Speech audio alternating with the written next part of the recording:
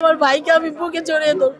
একটাবার আমি আমার বাবা মার মুখে হাসি দেখবো। 16 বছর তাদেরকে তো চোখেই দেখে নাই। আমার বাবা মানসিক অসুস্থ হয়ে গেছে আমার ভাইয়ের জন্য অপেক্ষা করতে করতে। এখন অন্তত কি আমার ভাইটাকে আমার বাবা বুকে জড়িয়ে ধরে শেষ দিনটা পার করবে না?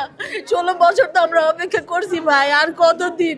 এই সরকারের কাছে কি পাবো? আর আমরা কি মানুষের কাছে, দেশের সরকারের কাছে, বর্তমান যে সরকার আছে তার কাছে শুধু এতটুকুই চাওয়া, 16 বছর যাবত যে অপেক্ষা ভাইয়ের জন্য আমি করেছি, আমার মতো আরও 850 পরিবার করেছে, তাদের এই অপেক্ষা যেন শেষ করে দেওয়া হয়, তাদেরকে অন্তত জামিনের ব্যবস্থা করে দেওয়া হয়। আমরা চাই বিডিআরের পুনঃতদন্ত হোক, এই মামলার পুনঃতদন্ত করা হোক, কারণ আমরা জানি যে রায় দেওয়া হয়েছে হত্যা মামলা এবং অন্যান্য মামলায়, এগুলো সব কিছুই সাজানো।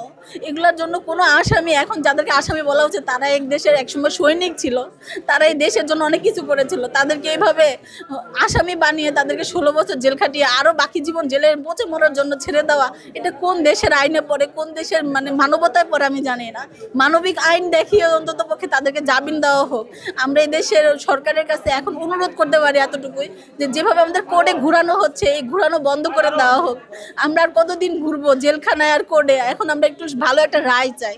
ক্লাস 6-এ পড়ি, আমি ক্লাস 5 থেকে 6-এ উঠছি। তখন আমি অনেক ছোট ছিলাম। তখন আমার আরও 2টা ছোট ছোট ভাই বোন আছে। আমার বাবাকে 2010 সালে অ্যারেস্ট করা হয়েছে, 1 বছর পর ঘটনার। আমার বাবা হলো ম্যাস কমান্ডারের দায়িত্বে ছিল, উনি হাবিলদার বেলায়েত হোসেন। তো ওনাকে সাক্ষী দিতে বলা হয়েছিল, উনি সাক্ষী না দেওয়ার কারণে ওনাকে ফাঁসির আদেশ দেওয়া হয়। ওনার চার্জশিটে নাম ছিল না, ওনার চার্জশিটে সম্পূরক 15 জন চার্জশিটে নতুন করে নাম দিছে। দেওয়ার পর আমার আব্বুকে ফাঁসির আদেশ দেওয়া হয়েছে। এখন আমার আব্বু অনেক অসুস্থ, অব্যাহতি দিয়েছিল মামলা থেকে, তারপরে আবার চার্জশিটে যুক্ত করা হয়েছে। তারপর আমার আব্বু এখন অনেক অসুস্থ, কিন্তু সুচিকিৎসা পাচ্ছে না।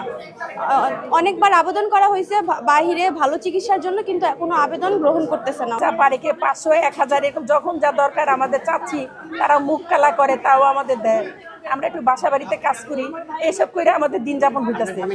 আমার ভাই মাত্র 4 বছর ডিউটি করতে পারছিলেন, তারপরে এখানে পিলখানা আসার পরে ওনাকে বিনা দোষে উনি এত সুন্দর করে ছুটিতে গেছে, ছুটি থেকে ওখানে গেছে। আমার ভাই এগুলো কোনো কিছুই তারা কল্পনাও করতে পারে না যে এটার ভিতরে এত রকমের ষড়যন্ত্র হচ্ছে।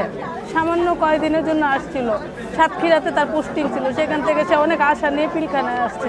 আমি এসেছি আমার বাবার জন্য। উনি 16 বছর ধরে জেলে আটকা রয়েছে এবং আমার বাবার ফাঁসির আদেশ হয়েছে।